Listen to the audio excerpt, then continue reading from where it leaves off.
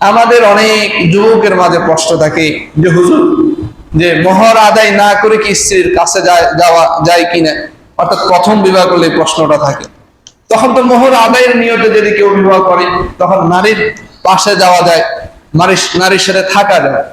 এখন এখানে যে প্রশ্নটা জাগলো সেটা হলো একটা হাদিস আছে, এটি মুসনাদ আহমদের 8721 নম্বর বর্ণনা। হাদিসের মধ্যে আসছে, মান তাযাওয়াজা ইমরাতান বিসদাকাতিন, যেই ব্যক্তি কোন নারীকে মোহর নির্ধারণ করে বিবাহ করেছে, ফাহুয়া ইয়ানউই আল্লা ইউআদ্দিয়াহু ফাহুয়া জানি, যদি সে মনে মনে নিয়ত করে আমি তার এই যে মোহর নির্ধারণ করেছে এটা দিব না, তখন সেই নারীর সাথে বিবাহ বন্ধন আবদ্ধ হয়েছে নয়, বরং সে তার নারীর সাথে জিনায় লিপ্ত হয়েছে।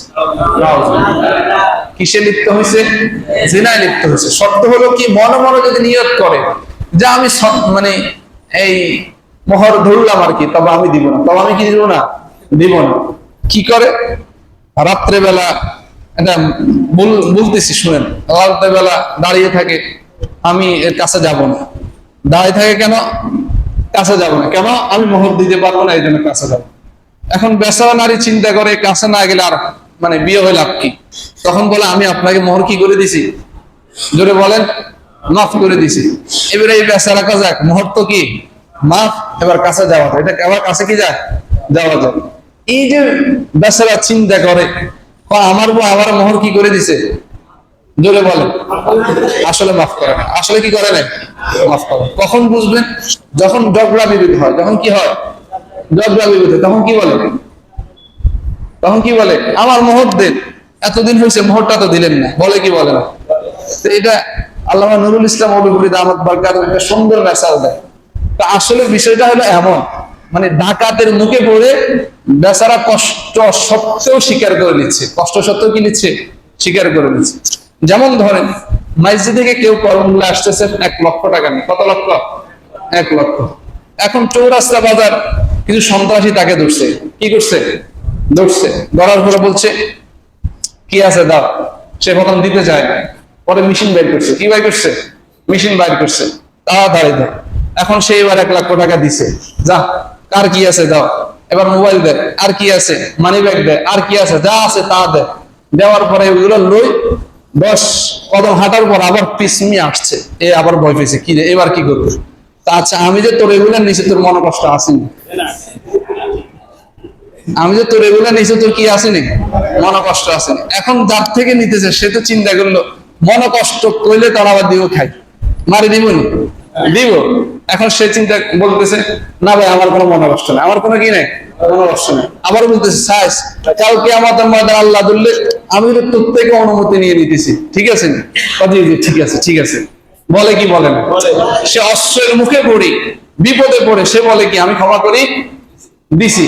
এবার সে মনে মনে করে এগুলো তো আমার জন্য জায়েজ, এগুলো আমার জন্য কি জায়েজ। আসলে কি জায়েজ?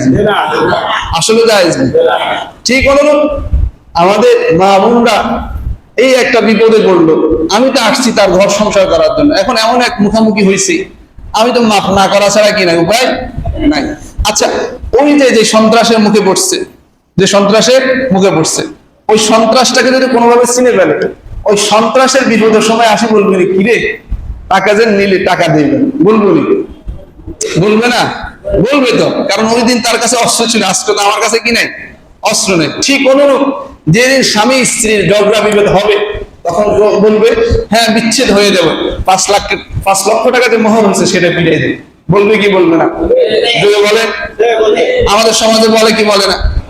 যতগুলো বিবাহ বন্ধন আবদ্ধ হয় সবগুলো তো মোহর ব্যতীত সংসার শুরু হয়, কিন্তু যখন বিবাহ ভাঙ্গার কথা আসে তখন তো আমার মোহর দেয়, বলে কি বলে না? তবে মোহর আদায় করার ক্ষেত্রে আমরা যদি, এখানে কয়েকটা বিষয় আছে। আমাদের সমাজে মোহর এত বেশি ধরে যে ছেলের জন্য মোহর দেওয়াটা কষ্টসাধ্য, কষ্ট হয়ে যায়, এটা দিতেও পারে না। একটা সময় দেখেন যখন মোহর অনেক বেশি হয়ে যায় তখন ছেলে চিন্তা করে আমি কোত্থেকে দিই, কিন্তু পরিবারে যদি কম হয় ছেলে চিন্তা করা এটা আমার জন্য সম্ভব, আমি দিয়ে দিব, আমি কি দিব, দিয়ে দিব। এই জন্য হাদিসের মধ্যে আসছে খয়রুস সাদাকি আইসার, অর্থাৎ মোহরের মধ্যে উত্তম মোহর হলো সহজ, অর্থাৎ অল্প ধরা। কত ধরা?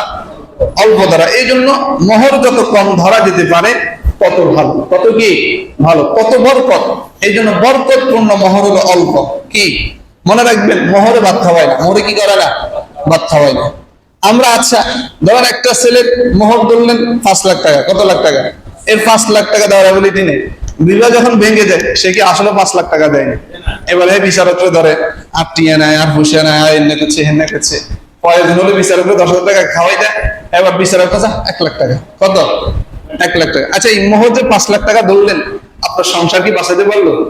যেটা ভাঙবে সেটা তো ভাঙবে, যেটা ভাঙবে সেটা তো ভাঙবে।